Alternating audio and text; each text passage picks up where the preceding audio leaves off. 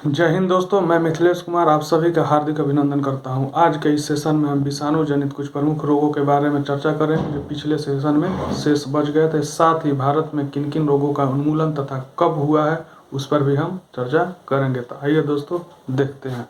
तो दोस्तों आज का हेडलाइन है शेष विषाणु जनित रोग। दोस्तों आइए प्रथम विषाणु जनित रोग के बारे में देखते हैं जिसका नाम है जापानी बुखार। इसे ही दोस्तों हम लोग जापानी एन्सेफेलाइटिस कहते हैं या जापानी एन्सेफेलाइटिस के नाम से जानते हैं। तो दोस्तों जापानी बुखार या जापानी एन्सेफेलाइटिस विषाणु जनित रोग है और शरीर के किस अंगों को प्रभावित करता है? मस्तिष्क को। दोस्तों यही जापानी एन्सेफेलाइटिस सुअर के माध्यम से इंसानों में फैलता है। तो दोस्तों यहाँ से क्वेश्चन काफी बार बने हैं कि जापानी एन्सेफेलाइटिस किसके कारण इंसानों में फैलते हैं? तो दोस्तों सुअर के माध्यम से फैलते हैं। और दूसरा क्वेश्चन यहाँ से बनेंगे कि जापानी एन्सेफेलाइटिस शरीर के किस अंग को प्रभावित करता है? तो मस्तिष्क को प्रभावित करता है। दोस्तों जापानी एन्सेफेलाइटिस शब्द की जगह कभी कभी जापानी बुखार शब्द का प्रयोग करता है, तो एग्जाम में कंफ्यूजन नहीं होना चाहिए। अब दोस्तों विषाणु जनित 4 रोग हैं जो पशुओं को प्रभावित करते हैं, उसे भी देखते हैं। विषाणु जनित प्रथम रोग जो पशु को प्रभावित करता है उसका नाम है फुट एंड माउथ रोग। इसका एक अन्य नाम है दोस्तों खुरपक्का एवं मुंहपक्का। तो दोस्तों एग्जाम में फुट एंड माउथ रोग की जगह खुरपक्का और मुंहपक्का शब्द का प्रयोग करेगा और पूछेगा यह किसे प्रभावित करता है? तो दोस्तों पशुओं को प्रभावित करता है। अब दूसरा विषाणु जनित रोग देखेंगे जिसका नाम है काउपॉक्स। यह भी दोस्तों पशुओं को प्रभावित करता है। ये भी दोस्तों एग्जाम में पूछा है, ये भी एग्जाम में पूछा है और ये भी एग्जाम में पूछा है। तो दोस्तों ये विषाणु जनित रोग है और पशुओं को प्रभावित करते हैं। फुट एंड माउथ रोग, काउपॉक्स एवं जापानी एन्सेफेलाइटिस सुअर के माध्यम से फैलता है और शरीर के मस्तिष्क को प्रभावित करता है। अब दोस्तों तीसरा विषाणु जनित रोग जो पशुओं को प्रभावित करता है वो है रिंडर पेस्ट। तो दोस्तों 3 रोग हुए जो स्पेशली दुधारू पशुओं को होते हैं, विषाणु जनित रोग है। उसका क्या नाम है? फुट एंड माउथ रोग, जिसे हम लोग खुरपक्का और मुंहपक्का के नाम से भी जानते हैं। दूसरा रिंडर पेस्ट, यह भी पशुओं को प्रभावित करता है, विषाणु जनित रोग है। और तीसरा काउपॉक्स विषाणु जनित रोग है और पशुओं को प्रभावित करता है। अब दोस्तों एक ब्लैक क्वार्टर है।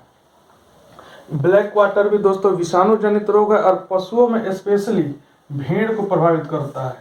तो दोस्तों पशुओं न देकर के यहाँ भेड़, गाय, सुअर इत्यादि नाम का प्रयोग करेगा, तो आप इस भेड़ को ध्यान में रखेंगे। तो ब्लैक क्वार्टर दोस्तों विषाणु जनित रोग है और पशुओं में स्पेशली भेड़ को प्रभावित करता है।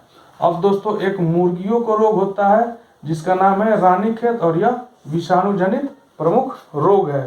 तो विषाणु जनित प्रमुख रोग जो मुर्गियों को प्रभावित करता है उसका क्या नाम है? रानीखेत। दोस्तों एक विषाणु जनित रोग है बर्ड फ्लू। बर्ड फ्लू दोस्तों पक्षियों से जानवर एवं मानव में फैलता है। किससे? पक्षियों से जानवर एवं मानव में फैलता है। और किस तरह फैलता है दोस्तों? तो जंगली पक्षी होते हैं, उसके मल एवं उसके आंख से निकलने वाले पानी जो मानव शरीर और जानवर पे पड़ते हैं, उससे ये रोग इंसान में भी और जानवरों में भी फैलते हैं। तो बर्ड फ्लू दोस्तों कैसा रोग है? विषाणु जनित रोग है और किसको प्रभावित करता है? मानव एवं जानवर को। और वाहक का काम कौन करता है?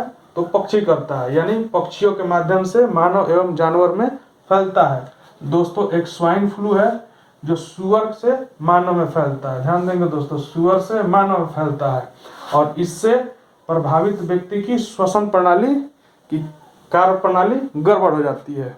तो दोस्तों 2 रोग हैं जो सुअर से इंसानों में फैलता है। एक जापानी एन्सेफेलाइटिस, यह मस्तिष्क को प्रभावित करता है। दूसरा स्वाइन फ्लू जो सुअर के माध्यम से मानव में फैलता है और संक्रमित व्यक्ति के श्वसन प्रणाली की कार्य प्रणाली को प्रभावित करता है।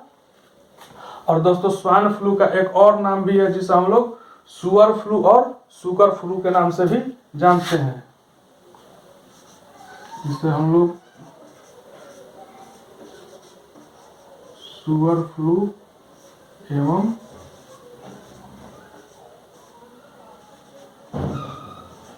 सुकर फ्लू के नाम से भी जानते हैं। तो दोस्तों स्वाइन फ्लू शब्द की जगह कभी कभी सुकर फ्लू और सुअर फ्लू शब्द का प्रयोग करेगा और पूछेगा कि यह किस प्रकार का रोग है? तो दोस्तों विषाणु जनित रोग है और सुअर से इंसानों में फैलता है। अब दोस्तों देखेंगे भारत से कितने रोगों का उन्मूलन हो चुका है। तो दोस्तों भारत से 3 रोगों का उन्मूलन हो चुका है और तीनों रोगों का क्या नाम है? चेचक, गिनी वर्म और पोलियो। इन तीनों रोगों का उन्मूलन भारत से हो चुका है। तो दोस्तों ये तीनों भी एग्जाम में पूछे हुए क्वेश्चन है कि भारत से इन तीनों रोगों में किसका खात्मा कब हुआ है, यानी किन रोगों का उन्मूलन किस वर्ष किया गया है।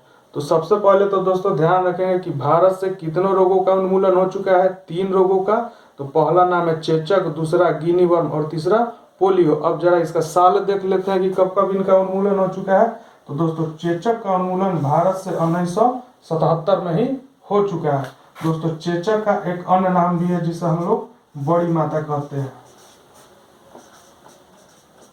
तो दोस्तों चेचक शब्द की जगह एग्जाम में बड़ी माता शब्द देगा और पूछेगा कि बड़ी माता का उन्मूलन भारत में किस वर्ष हुआ है। तो दोस्तों बड़ी माता का उन्मूलन भारत में 1977 में हुआ। अब दूसरा प्रमुख रोग जिसका भारत से उन्मूलन हो चुका है वो है दोस्तों गिनी वर्म।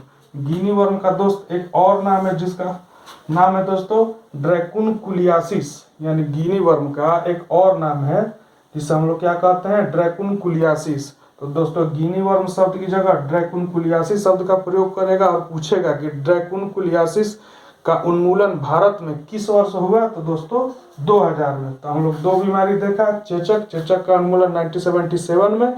चेचक का एक अन्य नाम है बड़ी माता और दूसरा गिनी वर्म जिसका एक अन्य नाम है ड्रैकुनकुलियासिस। इसका उन्मूलन भारत में 2000 में हुआ है। और तीसरा प्रमुख रोग दोस्तों पोलियो।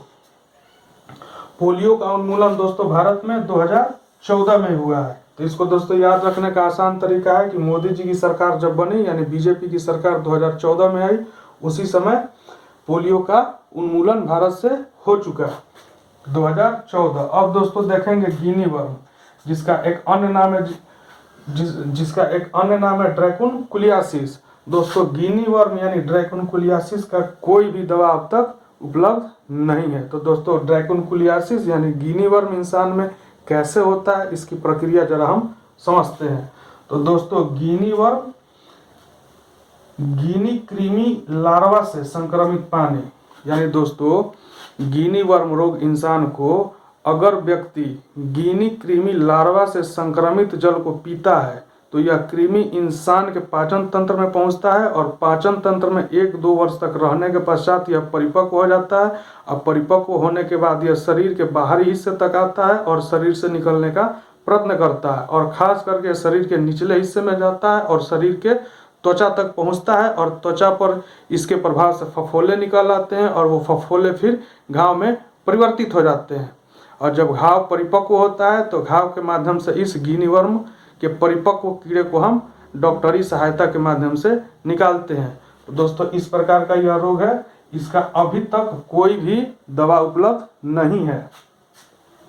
दोस्तों देखिए कीड़ा पाचन तंत्र तक पहुंचता है और त्वचा पर फफोले प्रेरित होते हैं और वही फफोले घाव में परिवर्तित हो जाते हैं और डॉक्टरी सलाह के माध्यम से ही परिपक्व लार्वा को हम बाहर निकालते हैं। तो दोस्तों अगले सेशन में हम पोलियो के बारे में विस्तार से चर्चा करेंगे कि पोलियो के वायरस का क्या नाम है, पोलियो शरीर के किस अंग को प्रभावित करता है तथा पोलियो के रोकथाम हेतु किस वैक्सीन का प्रयोग किया जाता है तथा उसके क्या नाम है। तब तक के लिए जय हिंद, वंदे मातरम।